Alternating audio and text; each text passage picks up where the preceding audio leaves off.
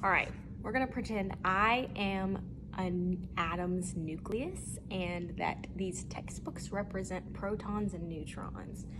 And I am going to try and balance these textbooks on my head to represent what an atom's stability might look like. So if I just have one textbook on my head, I'm pretty good at keeping it balanced. I'd say I feel pretty stable right now. But let's say I go ahead and add on another textbook. So this is gonna represent if an atom has a lot more protons and neutrons. So bigger atoms, their nucleus, contain a lot more protons and neutrons. So I'm still pretty good, able to stay balanced and keep the textbooks on my head. But I can definitely say I'm a lot less stable than I was a second ago. So I'm gonna add another textbook now. So this is representing more protons and neutrons in the nucleus.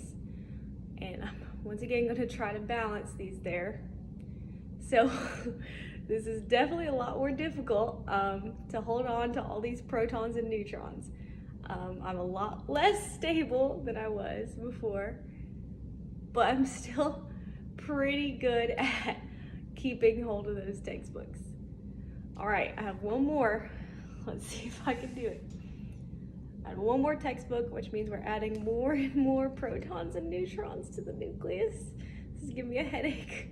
Okay, so I'm trying really hard to keep these textbooks balanced, but I'm definitely nowhere near as stable as I was earlier. So what happens when a nucleus gets unstable, you see if I try to not use my hands, what's gonna happen?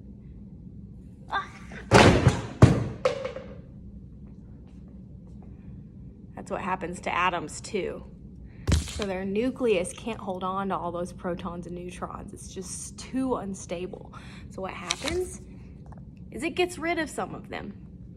Just gets rid of them. And that is the process of nuclear decay.